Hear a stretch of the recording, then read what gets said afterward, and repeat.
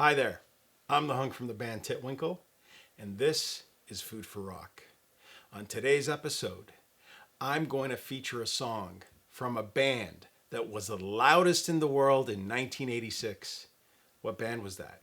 That was Motorhead, one of Slickfinger's favorite bands. In fact, Lemmy is probably the reason Slick started playing bass. Slick, my co-conspirator, bass player for our band Titwinkle, introduced me to Motorhead back in the 80s, and I have loved them ever since. Here's a little story for you, just so you know that the truth about them being the loudest band in the world in 1986 was absolutely true. Slickfinger and myself both attended a concert at the concert hall in Toronto, and they were so loud that the paint was coming off the ceiling. My ears buzzed for days, and I loved it. So, I'm going to prepare for you a meal that Lemmy himself created on his documentary, which was steak, fries, and mushy peas. I'm going to put the Food for Rock sort of spin on it for you. So let's start cooking. And let's begin.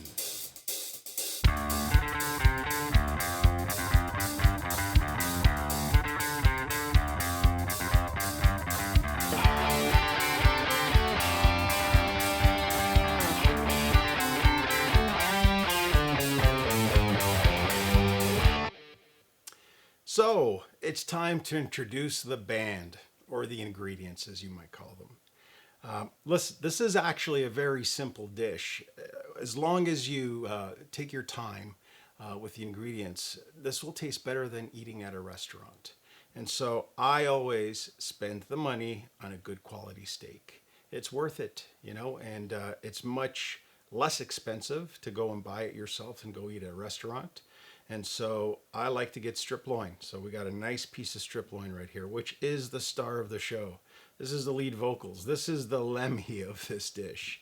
And to help along with our protein here, we have some rosemary that we're going to use. We have some shallots. We have some garlic. And we have butter. And then we have an accompaniment. We have the fries, which we will be cooking in canola oil. And then we're going to make some mushy peas, which is not very difficult. It's really heating up the peas with some salt, pepper, and a little bit of butter. And I like to add a little crunch to my mushy peas.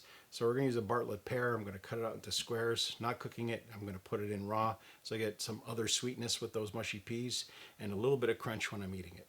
And that is the star of our show, the Ace of Steak.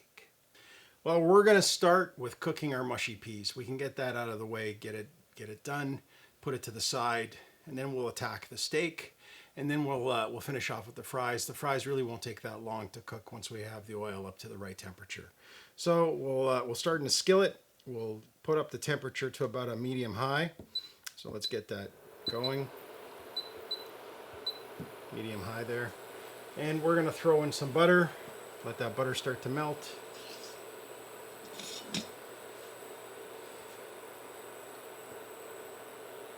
Okay, my good old Boba Fett helping me out here in the kitchen. Actually, I'm going to bring this down a little bit. Let's just put it down to a medium. This is not going to take long. I've got the butter going. Now I'm going to put in, this is about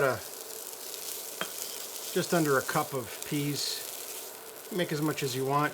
Now these peas are just canned peas. I know some of you who are chefs out there will say, oh my God, canned peas. But you know what?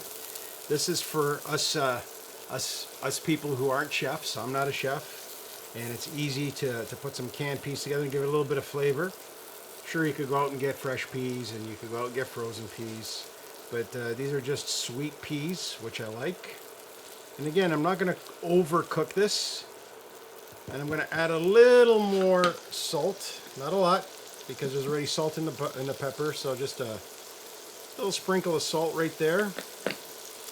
And definitely some pepper. I like to have some pepper in there, so we're going to put a little bit of pepper in there, just like that. And once we've let this cook for a little bit, we're going to transfer it to a dish where I'm just going to mash it. I'm going to mash it with a fork. That's it. That's how I make it. And like I said, very easy to do. Doesn't take a long time, a couple of minutes at the most to get these peas nice and warm.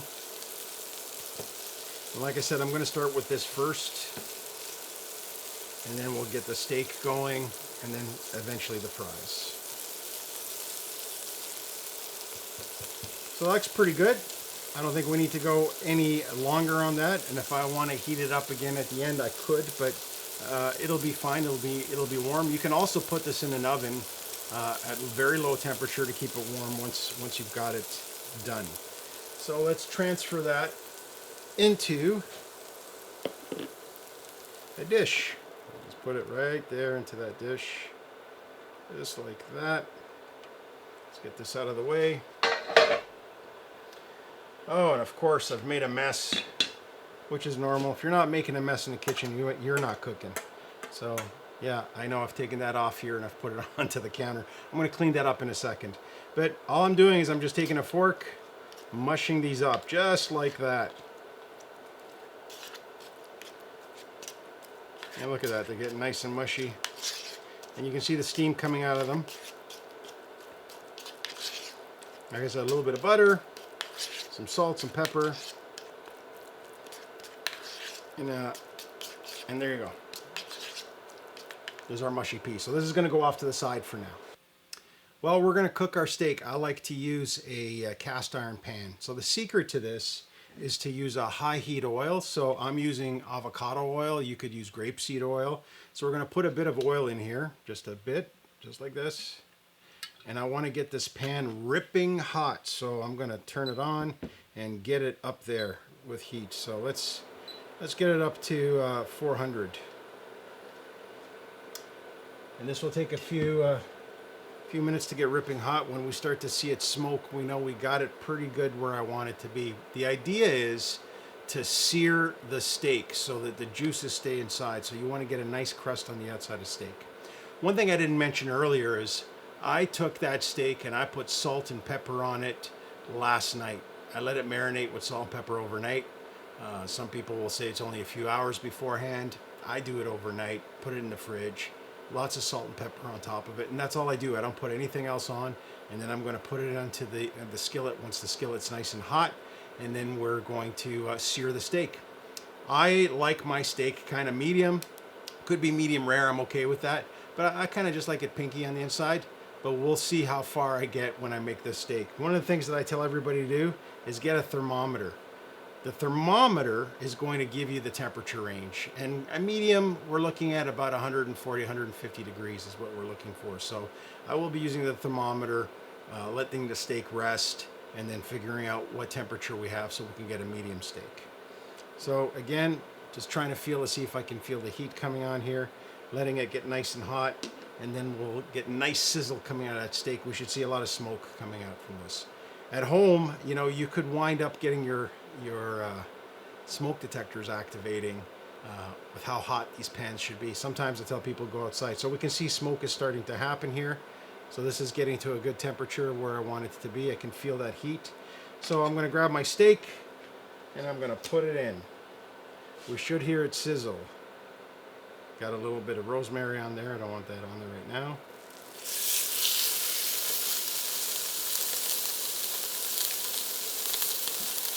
The trick now is leave it alone. Don't touch it. Don't try and pick it up. Let it sit there for a minute. Let it get nice and toasty and golden brown, and then we'll flip it over. All right, let's see where we're at. All right, we're getting a bit of a crust here. So we want to sear both sides. Once both sides are seared, then we want to actually get onto the fat caps, put them down onto the pan, let them render down a little bit.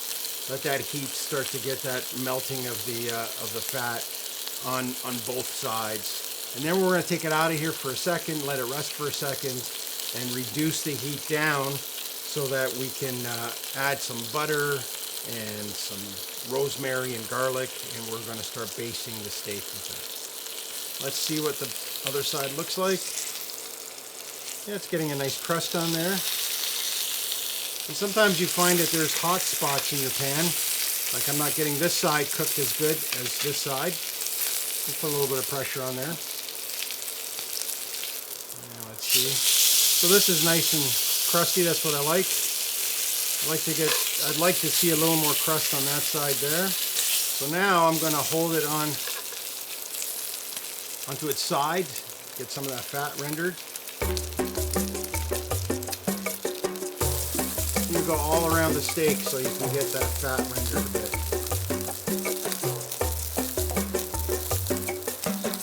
And again, the key to this is you want to have a high temperature oil. Like I said, you want to use an avocado oil or a grapeseed oil. You don't want to use canola. You don't want to use sunflower. So I'm just going to take a temperature reading right now. I want to see where the steak's at.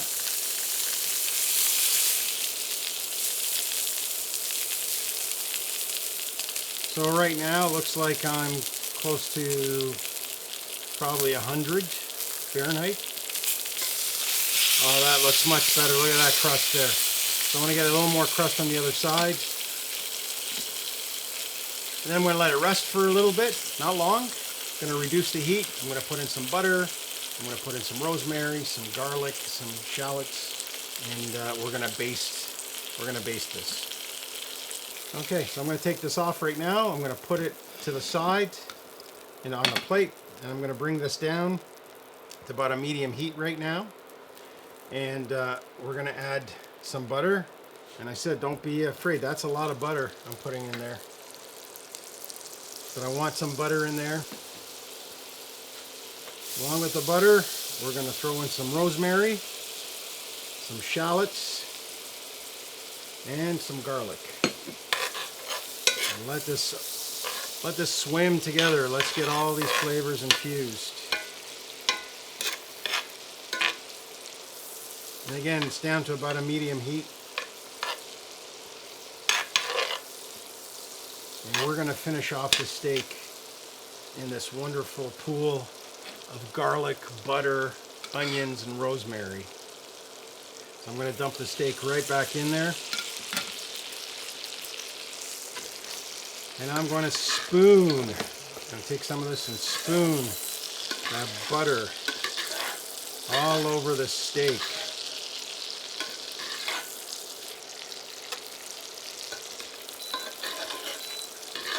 And again, we just want to baste. The butter's going to become a little browny, and it's going to have a nice taste of this rosemary.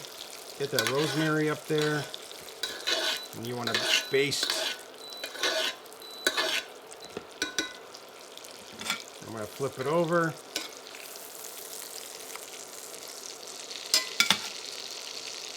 Again, basting it. And then we'll quick temperature check. Let's see what we're at. And I want to be at about 140. I'm going to take it off at about 140. And it looks like we're reaching it right now. Yeah, we're at 136, 137, 138. Yeah, we're 140. So I'm going to take it out 141 because I want it to be kind of medium rare. And we are going to let this rest on a plate. So we have our canola oil up to temperature, about 180 degrees. We're going to put our fries in there nice and slowly. You don't want it to go over the pot, so I'm slowly putting it in there. And I'm going to let those cook for about 2 minutes. So for the first minute, they kind of get stuck together. I'm going to let them cook a little bit, and then I'm going to start breaking them up a little bit. I can use a fork and get them to move, separated a little bit, because they're clumping up here. You want them to unclump.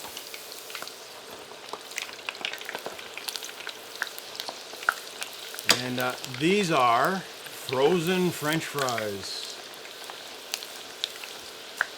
And they call them restaurant fries. Something that maybe a famous clown would make, that type of French fry. I like the thin fries.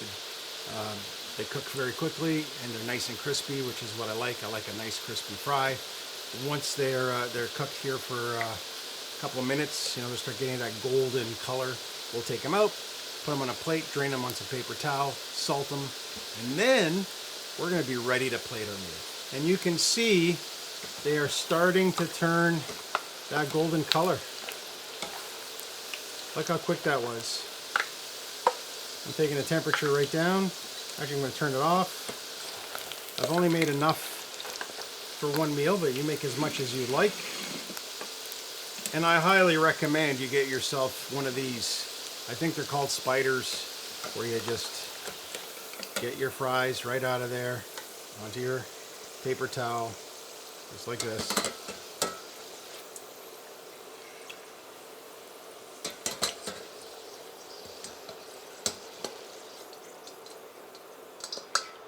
Look at those. Look at that beautiful golden colored French fry. This is what you want. So we're going to salt them, and then we're going to plate next. So now time to plate. We're going to start by cutting our steak. Hopefully we have a nice medium.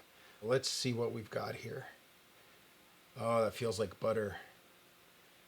Yeah, that's a medium, which is what I like. Some people like medium rare. I just like it slightly pink. And that's what I'm looking for right there. Just slightly pink. And that's perfect for me.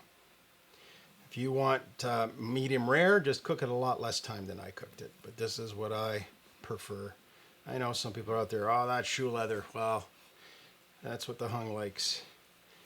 And the hung will make his food to his taste. Look at that. That looks great. So we're going to plate this up, and I'll show it to you in a second. Well, here's our ace of steak, ready to be consumed. It's a medium, which is what I like. Just a little bit of pink in the middle. I've got my mushy peas off to the side. I've put a little bit of that garlic, butter, rosemary on top of the steak. We got our crispy fries. And one thing I like to add is I've cut a little bit of pear, and I'm going to put a little bit of pear on top of my mushy peas just to add some crunch, just like that. And voila, the ace of steak. Now, if you don't like pear, you don't have to put in that pear into the mushy peas, but you should try it. Adds a little bit of crunch, a little bit of sweetness to those sweet peas, and the ace of steak. For those who've watched the show, you know we can't take a bite of the meal until we listen to the song. So without further ado, let me introduce my boombox. In the name of the Lemmy, the Eddie, and the filthy animal, Motorhead, my favorite band. What's with the look? This is how I looked in 1986, and Lemmy is the only reason I play bass guitar. All right, Lemfinger, play the song so we can take a bite. Oh, no. Do we have a plan B? I'd love to help, but this cat's got a hair appointment. You know, folks, what can I say? Seems to be a trend with us not getting that song played. So what I'm going to do is I'm going to link the song in the description below so you can hear it for yourself and maybe prepare your meal and enjoy it together. Have a great night. See you next time.